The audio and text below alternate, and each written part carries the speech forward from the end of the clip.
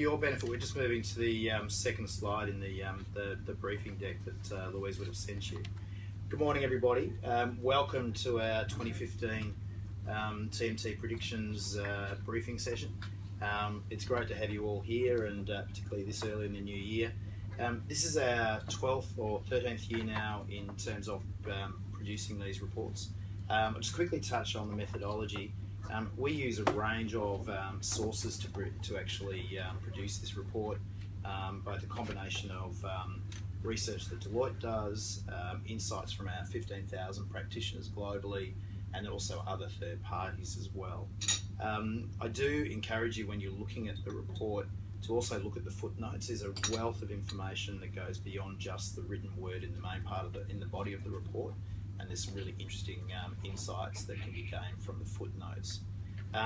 In producing these reports, we try to look at the predictions for the next 12 months. We try and deliberately keep ourselves to that time frame to try and bring some reality to it. And so whilst we'll comment on maybe medium-term trends, we do try to look at what we think is going to occur over the next 12 months, and we believe that brings a little bit more reality to it, a little bit less sort of Buck Rogers to it as well. So let's get into it, and I just want to start with just looking at our report card from last year's predictions, and I'm not going to run through every line item here, but just a couple of comments.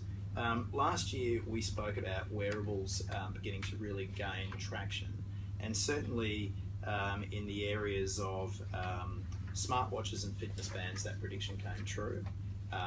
And Alex probably has got multiple of them there. He probably helped certainly drive that. So in terms, last time you had 3. Yeah, exactly. So we certainly saw 2 million smartwatches shipped and 4 million fitness bands. So those numbers were hit.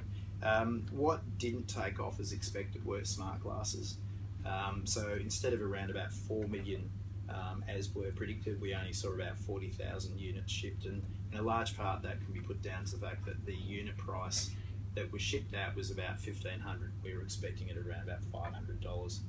So I think there was a real barrier there, and potentially just the consumer appeal of smart glasses just isn't there, and I think we will start to see that more play out in the enterprise as we spoke about last year.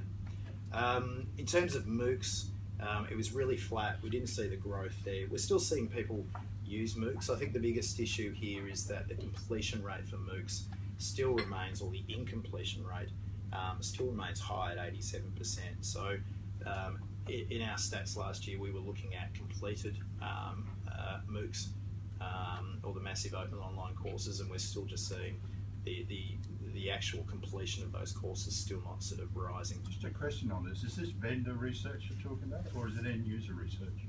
Where are you getting your data from? This is a combination, so this is research we will do. This is also third-party research. Going back on those first 3 you mentioned, that was going back to vendors to get that. Going back to vendors and also to other third parties as well in terms of online retailers. There is a bit. That's right. It's variable, but we certainly think. I mean, the key thing with wearables is really just around the fact that whilst the watches and the fitness bands have taken off, the smart glasses just haven't really taken off as expected yet. And then in terms of media, we got our media pretty right this year. I'm not really going to comment on any of those. We can come back and talk about those if we want to. Just in terms of our technology predictions last year, the one that we marked ourselves down on was really around the phablets, and that was because the number of phablets, so this was where we were looking at phones with a screen size of 5 to 6.9 inches. We're expecting around 25% of the market, or a phone sold last year would be in that range, or phablets. It actually exceeded that, so we marked ourselves down on that as a result. I think the thing that really drove that was probably the iPhone 6 and the large screen iPhone that ended up driving up a higher adoption of that larger phone, particularly in the Western world, which had traditionally not sort of bought those phones. So did you predict last year that it would be a fad, or that it wouldn't be a fad? Sorry, we predicted last year that it would be a fad, and it was a greater fad than we predicted. So rather than taking credit, we're actually saying basically it wasn't it's not a fad. No, it's not a fad exactly. It's become great. Yeah. So anyway, that was last year. Let's have a look at this year's. Also, total prediction accuracy around about that 75% mark. So we try and keep track of this to really just to make sure and keep ourselves honest that we are providing things which are of accuracy. We never expect to get everything right, but we try and get as close as we can. So looking at this year's predictions, what we've done, you'll in the report you'll see that we divided across the three sectors of technology, media, and telecommunications. In terms of today, we'd really like to talk about a group of trends that are impacting the consumer. And then the trends, and this is an interesting one where the enterprise trends and the trends of adoption of technology and the impact of telecommunications and media and technologies are actually having there as well. So that's the way we'll sort of walk through today. So let's get into it. The first trend I want to touch on today is around contactless payments. So this is contactless payments via a mobile phone. And if we look, we don't have a phone number. Don't have a page number, but we're just onto the screen that says by end 2015, 5% of the base. Well, it starts with that line for those on the phone. But by the end of 2015, we believe that 5% of those NFC equipped phones will be used once per month to actually make contactless in-store payments. And so that compares to less than 0.5% of the 400 to 500 NFC phones that owners had as of the mid-2014. So there's two key things there. One is that the number of NFC-enabled phones will actually increase, or that are in the hands of the consumers, and that we'll start to see people use them. Now, the reason where, the numbers when you think about it, 5% of 650 once a month, it's not breakthrough, it's not revolutionary where we're all going to be using it, but it is a pivot point, and particularly when you consider the fact that this technology in various forms has been in our hands probably for 20 years now. So it's not new technology, but it's finally starting to reach mainstream. If we were to look at Australians and their ability or their desire to use contactless contactless payments via their phone, if you actually go back to our mobile consumer survey from late last year, if you look at the reasons that, if you look at how people are using their phones today, you can see that there's a large number of people that are already checking their phone, they're checking their balance, they're actually transferring money to other people. So the ability for people, or the desire of people, or the reliance they will place upon the device to actually do payments is actually there, and we're starting to see that behaviour shift. So this further reinforces that we think that we'll see it occur. The other thing that actually, and which we don't have in these slides, is that if you look at contactless payments already via cards, then the cards themselves and the adoption that we've had here in Australia in particular for contactless payments show there's already a preparedness to use that. If we look at why do I go to my phone instead of my credit card, we look at what the value proposition of a mobile phone would be. There are going to be a couple of things that start to do this, and it will also benefit retailers. Firstly, from a security perspective, a phone can be more secure, or will be more secure than a credit card. So if you think about firstly the security, particularly on the newer phones with things like fingerprint recognition, to actually even access the capability, and the security that sits within the device, is far greater than what you'll ever get in a credit card. The second is that because of that security, and the lack of security in credit cards, today contactless payments are restricted to $100 per transaction, and there's volume limits on the number of transactions purely for fraud. The benefit to retailers will be that those limitations will start to be removed. So what we're saying is, in the short term, we'll start to see people use this more, and there'll be finally a momentum shift and the beginnings. And then in the medium term, what we're not saying though is that all of a sudden we're all going to drop our physical wallets. The physical wallet is here to stay. It's just that we're going to start to use the phone more in our commerce activities when we're in store. We're already using it for online. We're going to start to use it in the physical store. The next prediction I'd like to talk about is around smartphones. And we always talk about the number of, or we have for the last 3 or 4 years, we've spoken about the numbers of smartphones that are going to be shipped. And last year we talked about the fact that, and it came true, that we're going to be 1 billion smartphones shipped in just 1 year. This year, what we'll see is we'll actually see the total number of smartphones out there in the market globally grow from about 1.8 billion to around 2.2 billion. So there'll be around 400 million new smartphone users in the world this year. Interestingly though, we're predicting that, and based on interactions with a number of the manufacturers, the total sales of phones this year will be 1.4 billion. So if you take into account that there's only 400 million new users of mobile phones, this will be the first time that we'll see 1 billion smartphones sold as upgrades. This is actually reinforced by research we did in the middle of last year, which actually showed that people are generally upgrading their mobile phone once every 18 months. And when you compare that to how often we upgrade our TV, our computer, and the other devices that we have, that's far, far more frequent. It's interesting to contrast the fact that we're willing to upgrade our phones so frequently with the fact that of all the devices that we use, we spend the least amount of time looking at it. So we actually spend more time looking at a TV or a PC, but we do use the phone more frequently. I think the other factor as well that comes into it is that the phone is far more personal. We don't share the phone. So we'll have a family watching the TV, we'll have the family using the PC at home, but we all have our individual phones. And for a lot of people, that phone is a representation of themselves. It goes beyond just the fact that it's a utility. Have you got the latest phone? There's phone envy when you see your friends with the new phone. So there's far more drivers for people to upgrade. And you see the sub-$100 market changing the purchasing patterns. Yeah, it's interesting. We've got some stats that we haven't included in this pack, but I don't think it's going to change it a great deal, particularly in the Western world. It's still a market that is highly skewed towards the upper end. So I think around 40% of smartphones are over $700 that are sold. I have to check that number, but certainly the $700 plus price point is where you see those phones. So it'll have an impact in certain niche markets where there are, where the socio demographics, to drive that. But really, it's not about the price. Things that really help drive. If we move to the next slide, the sort of things that drive us towards. Sorry, move one forward. So we're now on slide 9. Just go to 19. I'll come back to 18 in a moment. Just one further. Sorry, one more forward. Sorry, 20. Got it. So if you actually look at why do people actually upgrade their phones, there's a range of factors which drive it. I'll come back to the market share in a moment. I think the other factor that drives people to be upgrading is that of all the consumer electronics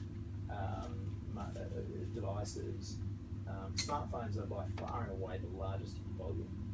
That volume and share creates a market size that means that device manufacturers invest in innovation. So you have much more innovation occurring in a smartphone, new features being released on a more frequent basis than you do in a television or other devices that are gaming consoles, etc. So as a result of that constant innovation, we start to see a lot more in terms of a demand for the new device.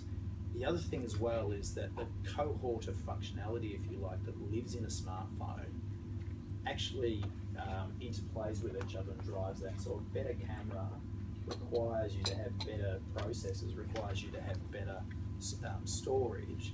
So there's that interplay that goes on, and so people are actually looking for and buying because they want to be able to take that better phone, so they want that better picture, but they're also going to need better storage and better processing power if they want to manipulate that image on the actual phone. Sorry. I was thinking how you usually penetrate the smartphone market on a global basis. Yeah. Do you think in this market the revenue split between upgrades and new will be similar to the global split, or maybe even more in favour of upgrades? We haven't done any specific research, but I think you'll start to see that. I think you would see more upgrades, or that city will move toward that. It'd be a natural assumption to make from that. I mean, one of the other things that actually also drives the adoption is also the pressure from from younger kids wanting their parents to actually upgrade their phone so they can get that version of the phone. So we see the trickle down and also the trickle up, as we refer to it, where people will go and buy a phone and then have to pass it up to the older phone up to their parents. So there's that sort of whole trickling down and trickle up as well. Just quickly going back to the previous slide for this, just if you look at the smartphone, and I touched on this, the smartphone in terms of dominating both in terms of volume and dollars, by far and away outweighs the market if you compare it to the PCs, the tablets, the TV sets. So if you go back actually to 18, you can even see in terms of where the market sits, the amount of money we're prepared to spend on smartphones versus other devices. We give a larger share of our technology spend to smartphones. Well, especially when you can get it on a 2-year contract. Exactly. You don't have to buy it outright. Makes it easier. And you raise a good point, Alex, there too, because the other thing that is helping drive this are the plans that the various carriers are bringing in, both here locally and globally, that actually facilitate and drive that, the annual upgrade. Because for a carrier, they recognise that a device upgrade is a churn point, so they're trying to mitigate that churn point away from them by actually enabling people to upgrade the device within the plan cycle rather than it becoming a decision point at the end of the plan cycle. That new phone feeling. Exactly. So you think July 1st, 2-year contracts will kind of remain popular, or is there any shift to prepaid? The postpaid prepaid, we haven't done any research this year on that. I think it'll still, I think we'll still see, I shall start again. The bigger trend that we're going to see is more the merging of the plans, where we start to see less about a phone plan versus a landline plan. You start to see, I'm just buying data, and I'll be less. It's going to be less device specific. So you're starting to see trends emerge, and certainly the demand from consumer is for, I just want to be able to access. I just need broadband. I don't care whether it's via Wi-Fi. And so you're starting to see carriers here locally and globally start to experiment with those plans. We've referred to them as bundles in the past. The bundles in the past still had segmentation around how you access your broadband or your data or your voice. That will start to converge, truly be bundled and converge more. We do see some providers offering the ability to get a set of mobile data and share it across multiple SIMs. Yes. So presumably you'll get home data, which you can then share to your SIM card for your phone, for your tablet, for other things. That's I mean, right. it hasn't quite happened across wired and wireless, but presumably it's coming. We're there. And if you look at what BT, and they've had it for over 12 months now, the plans where you can be, if you walk into another home which is a BT customer that has Wi-Fi, it recognises you and you can start using that Wi-Fi on your data plan. Which is what Telstra's doing. Which is Telstra's starting to do that now. And others will follow. So sorry, I'll just keep moving because we've got a lot to get through. We'll come back. We've certainly got time for more questions at the end. Just in terms of just batteries, and look, I'm not an engineer, so please don't drill me too hard on the specifics around the engineering of this, but certainly one of the predictions that we have at this year is that despite the fact that battery life is a key driver of smartphone upgrades, we only expect to see around a 5% improvement in battery technology. So in terms of pound for pound, you'll see about a 5% better battery spinning phone. We'll also see some other stats though, or some other improvements. So improvements in processors, in the way the phones operate, in software efficiency, will deliver probably about a 15% more efficiency. And smartphones are likely to be around about 15% more efficient. Having said that, what we use our smartphones for is also increasing, so you quickly see that consumed. Does this mean that manufacturers and others are not looking at this issue? And the answer there is no, they are all looking very hard. They would all like to crack this nut, but it's a very difficult issue to solve from an engineering perspective, and so we don't really expect to see anything change over the next decade apart from incremental improvements. We could be wrong, we hope that we're wrong, but and then just the final point I'd make on this is that we do see that the phablet does come with generally about 25% more battery capacity than a smaller phone. But then the larger screen and the other aspects of the large phone mean that battery life gets quickly consumed as well. So there's no advantage in buying a larger phone. So battery life is still going to be an issue for us. It's still going to be a major driver. We'll continue to look for better ways of actually consuming the batteries that we've got. But unfortunately, the need to go and plug our phones in, particularly during heavy usage time, is still going to be there for the foreseeable future. Seems to be developments in fast charging, which can mitigate some of that. Yeah. You can charge it in 10 minutes. Charge quickly. That's fine. Yeah, as long as, well, and the thing too will be, do we start? I think there's opportunities there, or people need to start thinking about opportunities for where people can actually recharge their phones in stores, and just the opportunity about, so as you're walking around, where can you charge your phone? There's obviously a lot of people that still carry around those little mini chargers, but cordless charging to give that as well. Well, and the wireless QI chargers, but also I read a lot of eetimes.com, which is where you get a lot of the technical detail, and they talk about batteries that can be recharged with salt water and plain water and all sorts of crazy stuff. So some of that crazy stuff you were hoping is going to happen. It's starting to happen. The time and the time to make it commercially available. It's not in the next 12 It's difficult. months, right? No, not in the next 12 months. Yeah, Yeah, that's right. maybe the next 12 years. Yeah. So I'm just going to hand over, because my voice is going anyway, so it's a good time. Yeah, Hand over what's going to on there? yeah, bit of lurgy, so. Too many glass of red in France.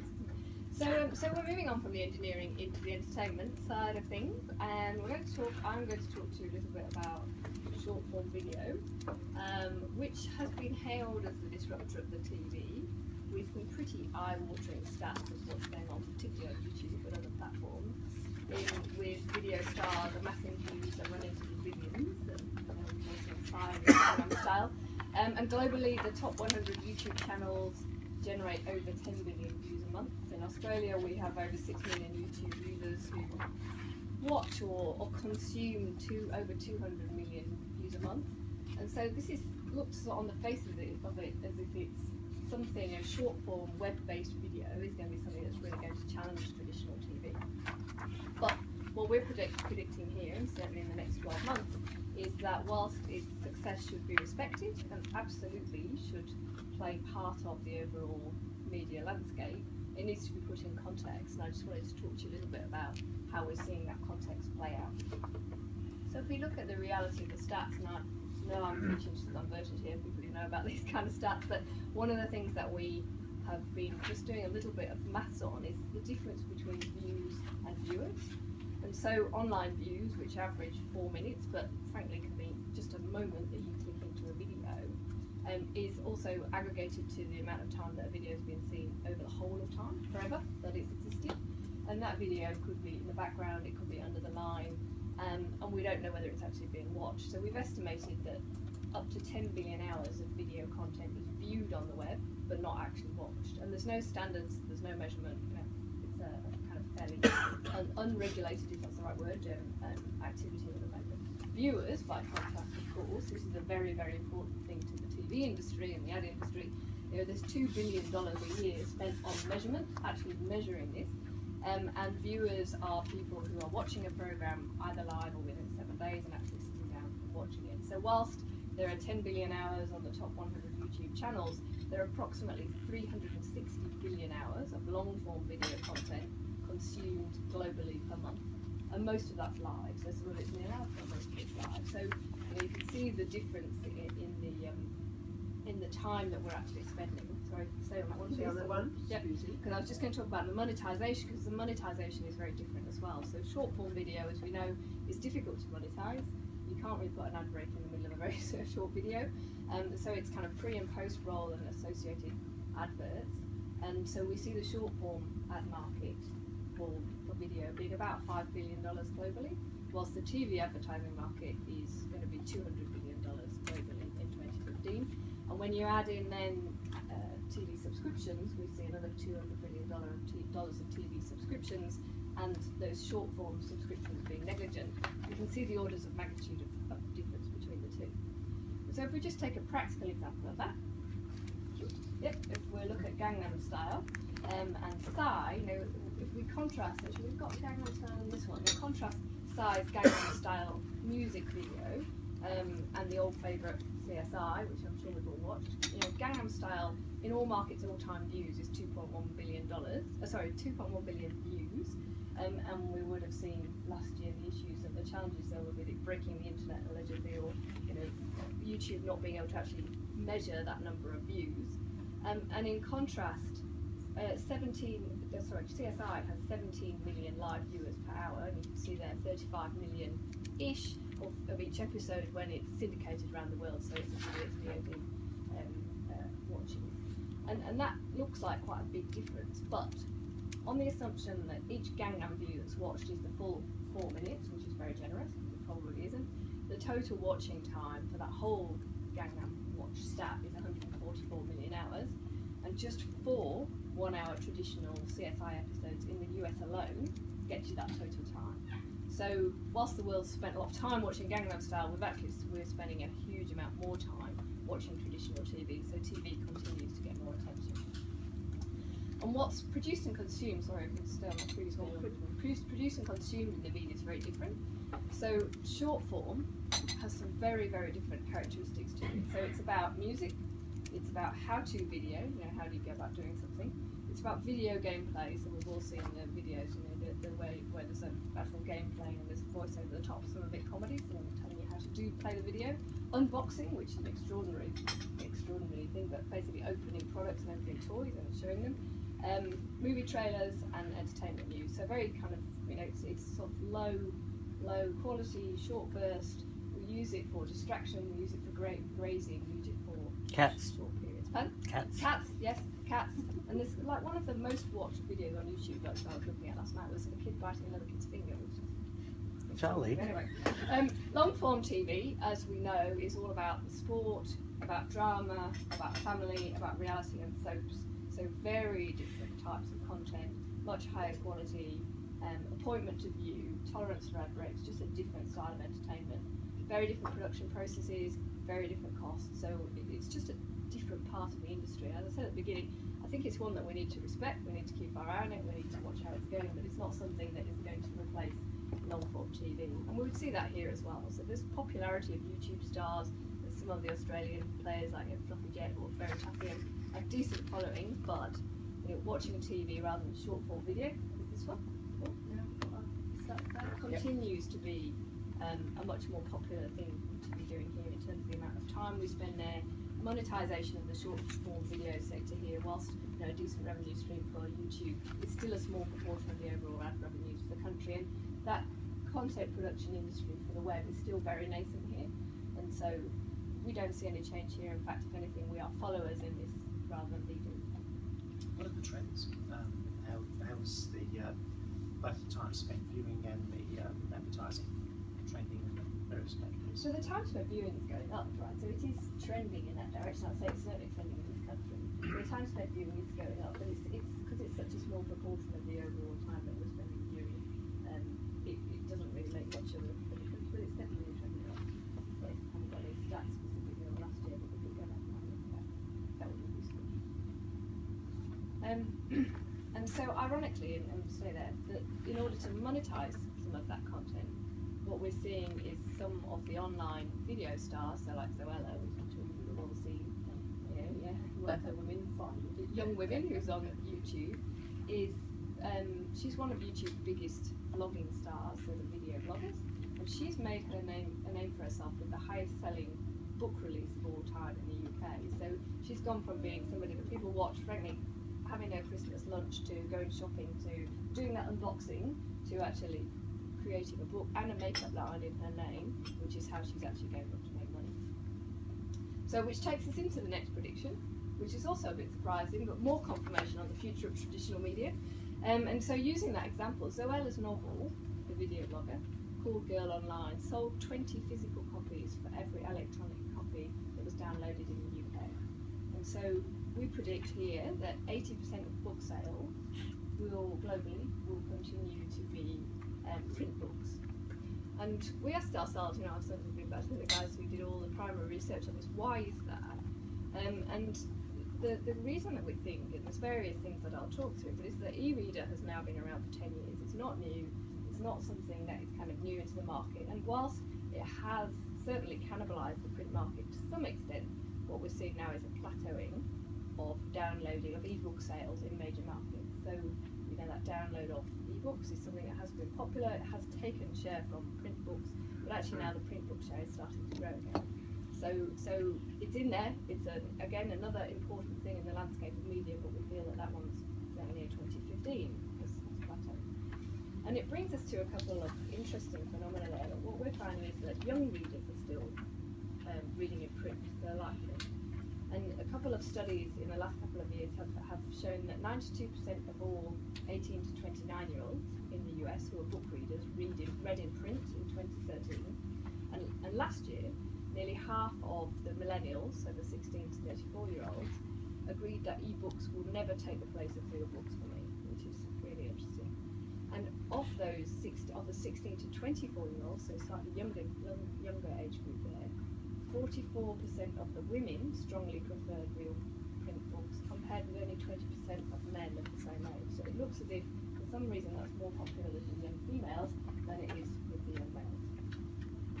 By Zoella? Yeah, probably, yes. They're all working so well, aren't they?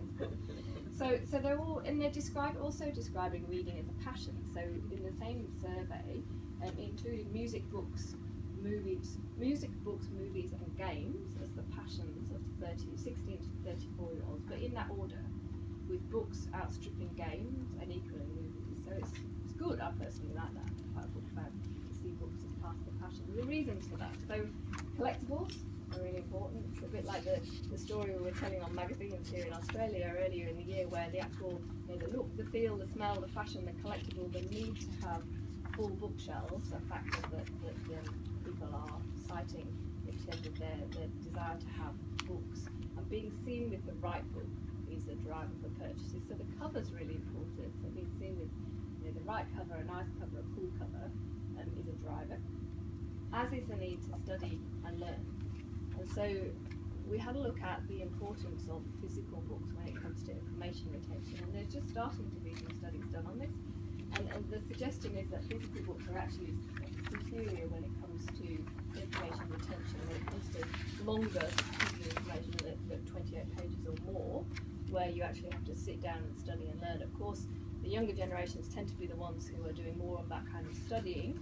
They need to remember what they've read, and so we're kind of positing there, we're putting forward the suggestion that that's one of the reasons then that print is actually really important to the younger generations as well. And of course, little kids' books are all in print. So 95% of the tiniest books are in print. They're sort of colour picture books. And we're suggesting also that that's affecting their consumption habits as they get older.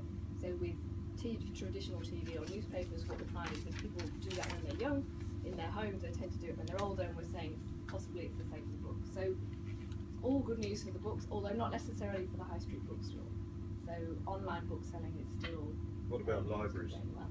Oh, yeah, it's also good for libraries, I don't know. And so, you know, traditional stores, I guess this goes to libraries as well, but traditional stores will continue to need to sell the experience, the touch, the feel, the look, and actually walking out with a book in your hand minutes later. So that's my couple on media. I think we're going to go into tech. Well, that was the learning. That's all right. So enterprise trends and This is Dennis Moth now for those on the phone. sorry, yeah.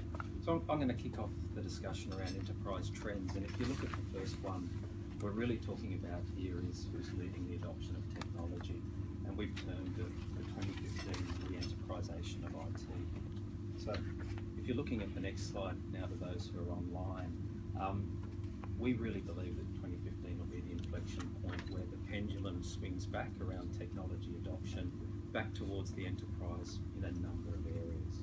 And if we look back at history, the last decade, it's not open to debate. It has been led by the consumer. We've seen tablets, smartphones, even cloud desktoping, desktop conferencing. The consumer has brought that into the enterprise. We've had CIOs struggling to keep up, and in a number of cases, railing against change. But the enterprise has moved.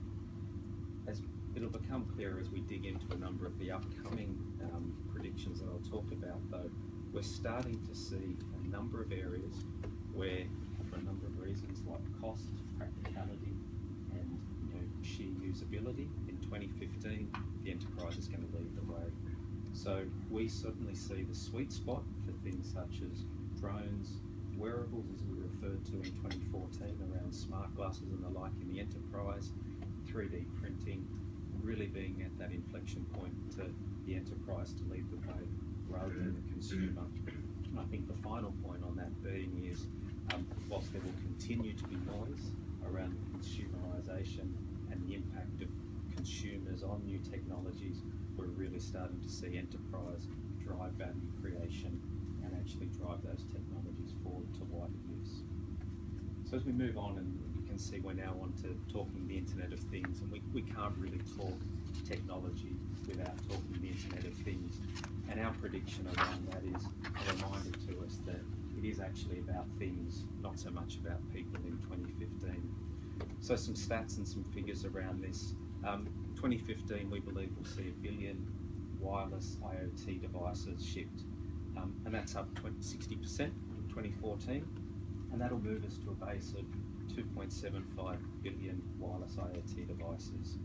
And when you think about that, breaking that down into the economics, about $10 billion US of that is associated with the hardware, but more interestingly, sevenfold is the associated services. So that's the apps and the devices that actually bring those devices to life. Did you get any numbers for Australia in particular, or just global? No, these numbers are global. So if we look at the Internet of Things and why we think in the short term, so specifically 2015, the enterprise will lead the way, we break it down on this next slide between consumer users and the enterprise. And what we're seeing in our research is in a number of the areas around consumer experience, whilst in relation to a number of the things, the technologies we've seen released around smart homes and sensors and the ability that that can have to, I guess, improve and make our consumption of media and information easier.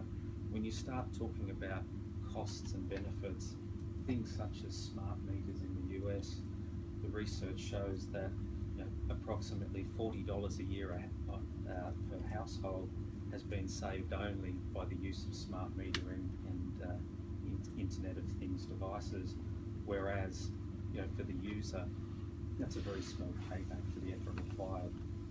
Contrast that with the enterprise, however, the decisions that those enterprises are able to make, the power utilities around maintenance programs, downtime, capital allocation around new plants, leveraging the data that these devices provide is significantly greater. So looking at the whole economy in the UK, $2 billion worth of savings to the household. We believe potentially $37 billion worth of savings to the enterprise in making smarter decisions around infrastructure. We're seeing also in the enterprise a number of areas there as well. In particular, the devices certainly around white goods. We've seen a lot of noise around TVs, white goods being interactive through that concept of the Internet of Things. Again, the end user, it might be nice to be able to open your door as you come in through your wireless technology, but at the end of the day, that's a binary function. It's something still easily achieved through a radio transmitting device. So the investment in that extra capability to simply open and close a door isn't there. But if you think about it, again, in the enterprise's mind, the information that is transmitted around performance of goods, how they're being used. So first of all, we put new functionality into a device. How is that device being used? When is the functionality used? What benefit is it driving? Certainly that's great intelligence around product development for the enterprise. Likewise, predictability around performance, maintenance cycles, and how impressive would that be to as a customer to actually have the early warning about a potential breakdown and the need for repair rather than to hit at 1 AM in the morning. So for a number of reasons, we're predicting that 2015 we really see the enterprise gain most advantage out of the Internet of Things. I'm just laughing because Claire has just picked up a typo and we're spelling enterprise as if it was French. Yeah, it's Entreprise. And none of us have seen it till now. Oh. So we might move on and keep things moving, and I think again our next prediction around technology, and again squarely in the enterprise space, is 3D printing. We do see this as a revolution, but it's just not the revolution that has once been thought of. And to that being, I know again with the consumer mindset, the concept of the factory in every home, we don't believe that is where we're going to be moving to in 2015. So some context around those numbers. There'll be about 220,000 3D printing devices sold, the value of that about $1.6 billion US. However, as I've said, it's not the factory in every home. The dollar value of sales, usage, and then economic value produced will be heavily skewed towards the enterprise market. What I find really interesting around this is this isn't a case of the big end of town in all cases adopting technology such as this. We know when one of the largest parts of the 3D printing market is in healthcare and associated consumables. We don't see that changing in 2015, but what we do see changing is 3D printing really being a disruptive technology for the small to medium enterprise sector, and the ability in research and development to rapidly prototype, iterate, and take, in the past, computer animated design, putting that into practice quickly, cheaply, and I guess taking most advantage of first mover advantage. We know in the world today, agility and flexibility is key. So to sum it up, whilst we know that what's on your screen, the guitar, is possible, what we think is more likely is small scale, rapid prototyping and iteration to enable people to go into manufacture quicker. Moving on, and this is probably the one that I'm most passionate and interested in, and we're talking about drones now. Our prediction in 2015 is that drones will remain, or there will remain a lot of noise around drones. There'll certainly be a lot of profile and activity around drones, but we think it will be niche and specialised. So just to be clear what we're talking about here, we're excluding toys from our analysis, so really starting from the entry point of the $200 drone, really moving up to what we're calling the industrial class drone, which would serve in the order of tens of thousands of dollars. So what we're talking about here, we've seen drones spoken about and used in the enterprise for years. Cast your mind back, sports broadcasting, things like Foxcopter and Fox Sports, in a way revolutionised how you get access and proximity to an event. And again, recently we saw with Sydney New Year's Eve, Telstra, their online channel broadcast 6 camera angles from drone. So using that to bring an intimate experience to people to observe content. What we think for 2015, we see in the enterprise the principal use will continue to be observation, and putting that into practical senses, aerial inspection, the ability to use smartphones, other smart devices, inspect, take footage, view on the ground real time. And if you think about that in some of its practical uses, we've seen examples where entrepreneurial students, research fellows are looking at how we can use footage to save lives. Surf Lifesaving Australia looking at how they can patrol beaches in a more cost-effective, economic way. And ultimately thinking about Australia, a dispersed landscape in the sense of being able to take roles that used to be get on a car, get on horseback, drove cattle, inspect your herd, to actually undertaking some of those activities without leaving the farm gate. So we're seeing intense opportunity around the use of drones in the enterprise, but being clear around that will be a smaller number of unit shift, a very niche and targeted focus, and I think also the industrial sense.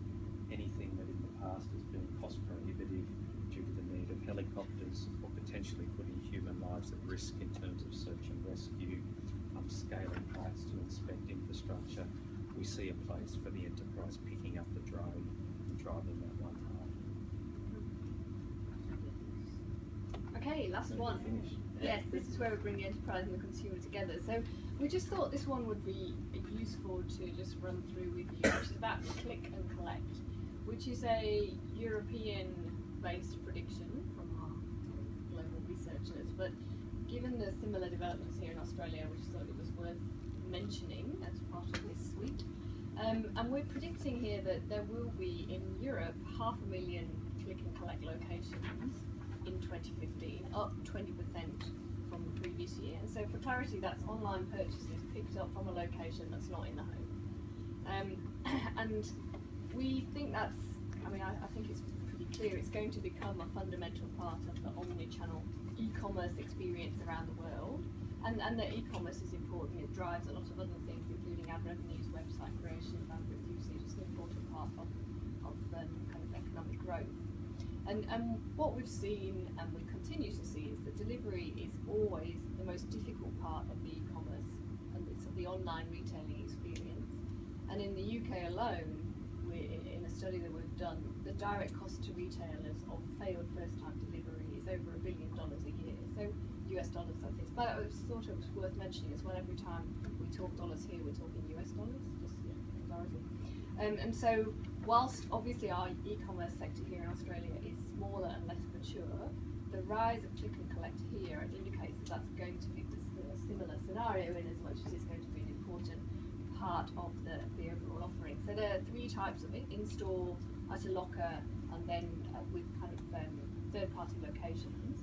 And so where we're seeing in-store at the moment, and here in Australia is we've seen Woolworths bought EasyBuy, which is an online catalogue business about 18 months ago, and now you can click and collect. So we've seen EasyBuy and Woolworths and Big W. Lockers, Coles started experimenting with lockers, and then we see Aussie Post doing both these things, so combinations of services, and then also the rise of the rise. I don't know if it's the rise is the right word, but the white label click and collect providers also here in Australia with players such as Parcel Point partnering with retailers like the Iconic and Jigsaw to provide a collection and return service. So whilst this is something that we're seeing very much, it's a UK phenomenon which is driving in what's going on in Europe, we're seeing it happening here as surprisingly enough and pick up these trends. And in the UK, as Europe's most mature e-commerce market, a third now of all e-commerce transactions are click and collect. So as we see e-commerce growing, we're expecting to see that become the standard part of the offering. And there are a few potential challenges for retailers with it, as you would expect. The stores have to be ready for the offer. The store layout has to work for click and collect. It is quite different. We need different floor space. Staffing levels have to change. You have cold storage for perishables, different software, and of course the potential for people to overbuy. So consumers will overbuy because it's easier to do it, it's easier to return it, and so then that changes the whole changing the dynamics of how do you order, how do you reorder, how do you make sure you've got the right amount of stock and all those kind of things. So there's some interesting challenges associated with it that do affect the whole retail offer, but of course none of them are insurmountable. We'll see it continue to grow in Australia. So I thought it was worth just a brief touch on that one. So I think adoption do you see Australia Post getting? To be honest, I am not a retail expert. I don't know. We have last week released our retail survey. The guys who run that don't quite unhappy. If you would like to know more, I was thinking more because there's not just the retail element, there's the Australia Post are trying to wind back their delivery costs. So this is a big part of their strategy at the moment. Yeah. And if you were to take it based on European adoption, you would expect that we would see a similar kind of level of adoption. But I think what we've got here is the challenge that the e-commerce market is nowhere near as mature as it is in Europe, certainly not as mature as in Europe. And so, whether it will catch up fast enough, and therefore there'll be enough of those to be able to offset some of their other declining parts of it, because I don't like them. Have Coles and Woolworths gone live, or are they still experimenting? Woolworths are definitely live with these. In Melbourne, they are, aren't they? I've seen it here as well. Have Actually, you? in Mosman, yeah. We're at Mosman this week. Yeah. Oh, okay. I don't know Coles. I mean, we've got a picture there. I don't know if it's experimental. Fabulous. Well, So thank yes, you. and I was just to close on that. There are a number of other predictions in here. in the overall report. And I guess if we were to have a look through, if there's anything else that we can give you any more information on or help you with as you read through, but please do just get in touch if you have any questions.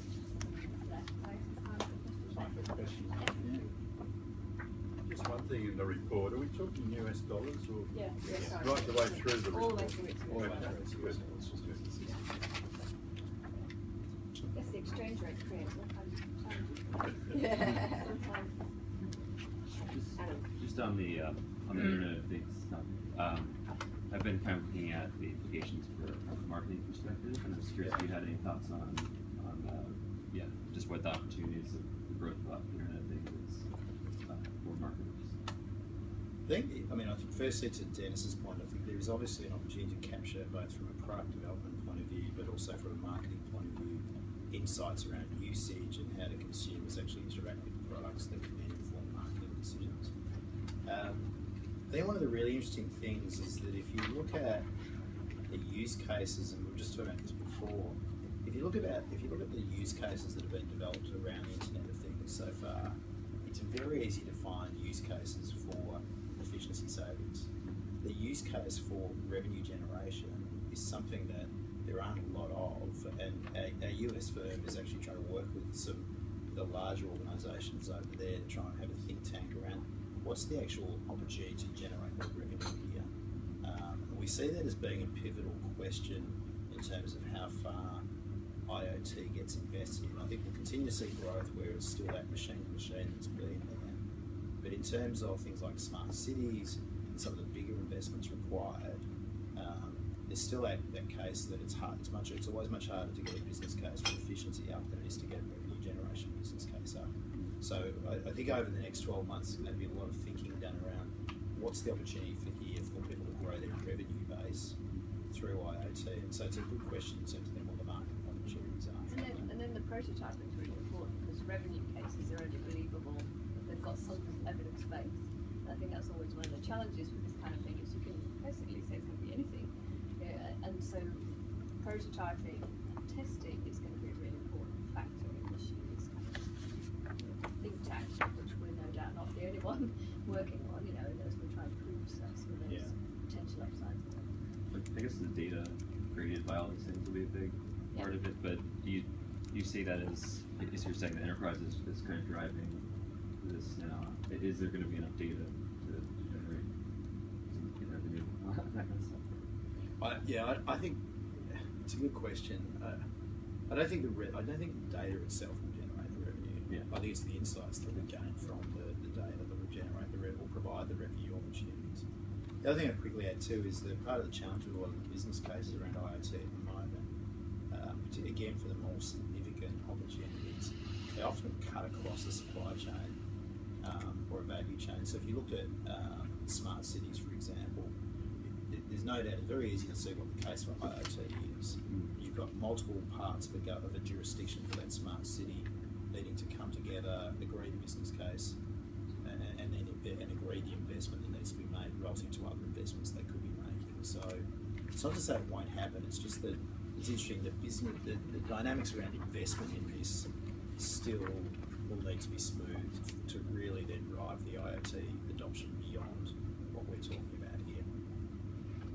Did you talk about the M2M market, given that machine-to-machine communications has basically been the Internet of Things long before? That's right. We include M2M within that definition, because you're right. I mean, it's for a long time. The Internet of Things has been around for much longer than we think. Or it's not as new as we might think. So. And there's no doubt that machine-to-machine is there, and that's what drives a lot of the growth that we've seen here as well. In fact, on page 7, I see it, M2M smart meters. Yeah, I think there's a little insert in here about what we mean by IoT as well. Just so that it's clear. Page 6. It's going to be a very confused area though, isn't it? I mean, we had a session at Microsoft, I think most of us were there. And the things that they put up as examples of IoT is bewildering. I mean, it was all over the place. You think, how are you going to measure that? Yeah, I think there's no doubt with any of these things, and you can put in RFID, there's all sorts of things that have occurred. But I do think we're on the cusp of this next wave from an internet perspective, from a technology perspective, where it is about less about humans, more about machines communicating to each other. So I think the clarity will come through, but I think in some ways it's healthy that there is that breadth, there is that confusion, because unless we're thinking about all the different possibilities, and then as there's investment, experimentation, we'll start to see the narrowing of what we really mean by IoT as well. Yeah, but you're right, there's so many things you can categorise as IoT. The best one was London Underground. Sorry, what? London Underground, you know, Microsoft's doing that. It's very limited. It's like 2 stations. No, it's more, okay, 3 of them. Yeah. Just on the investment by businesses. So what's the see investing the one that I think of immediately in the retail industry with beacon technology. So have you got any breakdown on what industries are? Don't have. We could check what we do. I haven't seen it. Certainly, I think those that are heavy industrial, so mining certainly is investing, particularly around some of the where they're trying to move away from things like driverless vehicles, etc. So certainly anything where it's industrially heavy, particularly with the safety concerns. Beacons for retail is it's still a nascent emerging area. Also, just in terms of what really the benefit is going to be. Yeah. So I think a number of retailers experimenting with it, and there's no real clear benefit. Although in our Harnessing the Bang, we do a case study with Westfield and their experimentation with beacons. Yeah, that's right. Yeah. So there's no doubt there are those who are experimenting, but I think the clear benefits will be where there's more. So things like also logistics and transport, heavy industrial, they're the ones that we're going to be great to benefit more immediately. And then you'll see the greater, the leading edge innovation for retail and some of the other media and others as well. The last paragraph, we've got factories and shared transportation and resources, and then obviously the smart meter, smart grid, smart home, smart cities. Everything, the word smart on the front of And to your point around what do we define as, you can define drones, for example, as part of the IoT, for example. When you define that, so there's the definition can be quite broad. Are you going to submit to the government on the sizing of the Australian marketplace and what it consists of? And how do you categorise all these different areas you're talking about? Yeah, it's got to be done in 2 weeks, by the way. Yeah, I know, Chairman. We'll have to check with our access. We've done it before, but it never went anywhere. Yeah, exactly. Yeah, that's right. On contactless payments, how big of an impact do you think Apple Pay is going to make in driving people actually do that? I think it is. If you take just firstly, particularly given the fact that there's 45% of Australians with smartphones have an Apple phone. If you think about the adoption, the upgrading that we do, I think that and the fact that the new the 6 has got the NFC, I think just bringing those together would say that it's going to have an impact and it's going to start to drive purely because we've got an NFC enabled phone in our hands in the first instance. I think Apple Pay, it's still going to be the adoption of Apple Pay is still going to be dependent on retailers and also our banks moving toward that as well. But there's an absolute drive for them to do it. But I think purely the fact that consumers will have the devices in their hands will start to help drive that further. So I think it will be one of the drivers. Yeah. Do you think there'll be any resistance from banks that have invested in their own wallets and kind of thing? Yeah, the greatest issue for banks is that the Reserve Bank is absolutely, for a number of years now, has been looking at wanting greater innovation in payments. But they do that with also the fact they want us to have choice as consumers. The underlying investment in the infrastructure for the platforms required to enable e-payments, and I'm talking about the back end here in terms of the transactions, is quite significant. The banks have been reticent to make large investments for the fear that they'll be told to open those up. And that's been not just the case in Australia, but it's been the case in the developed world. So I think they're getting, the use case, and if Apple actually steps in and others step in with the platforms, it will mean the banks will move, so you're not having to punch each other. So there's always a case for an independent player, if you like, to the FSI sector to actually come in and build that platform, that interchange platform. So it's who invests in that is going to be the pivot point to really getting scale adoption. But I think really in the next year what we're talking about is seeing, when we're talking about that small number as more people are using the niche play rather than mass adoption coming down the track.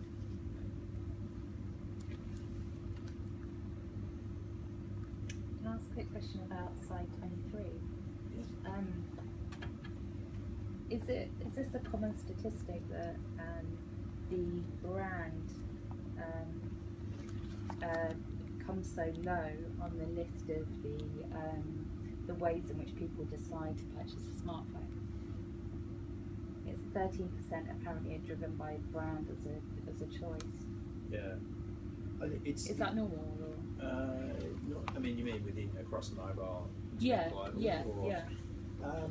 To a point. I mean, Australia is characterised, and it's interesting given Samsung's woes. I mean, one of the things we found in this survey that and we refer to it as the whole versus form type analogy, that really Australians either buy Apple or Samsung, and then from there it's about. So I mean, I think it's around 80 to 85% of smartphones in Australia are either an Apple or a Samsung. So I think when you take that stat, that's what actually then drives that stat. So people have sort of made up their mind and going for one of those two. And then the hierarchy of needs, if you like, or the hierarchy of what they're then making their choice on is based upon those. So it's more of the prioritisation that they get. That one needs a global survey, isn't it? So because other things a bit random. Yeah, so we could actually, we could do that comparison. We can come back to you and compare this to. Yeah, it'd be really useful. Might have to wait overnight. Yeah. Go to the global. I mean, it does say source Australian edition in the bottom left-hand corner. Yeah. Sorry, our point is. That's the one we did last time. Yeah, that's right. Yeah. Sorry. This is the Australian. I'm just saying. I think it's done around the world. Well, yeah, multiple sure. versions of it, which would give you comparisons. Yeah, that would be Yeah. really interesting. Yeah. I'm surprised it's such a low statistic. I thought, what with Apple lovers? But Yeah, and maybe it's because it's that's already that's done. That bit's given as a given, and so the other features I'm looking for are. But it is very clearly about our next smartphone purchase. Previously it was brand. I seem to remember in that mobile consumer survey that drove, you tended to stick with your Apple if you got an Apple or Samsung. But it was what we were finding was that battery life and then price, etc., were changing the game a bit. Yeah. But we'll come back to you. We can come back to you. Yeah, with some okay. comparisons.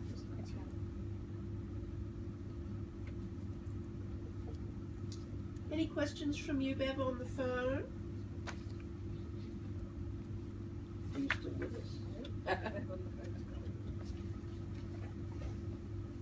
She's playing golf, but She was on the phone earlier. Might be harder. Tennis.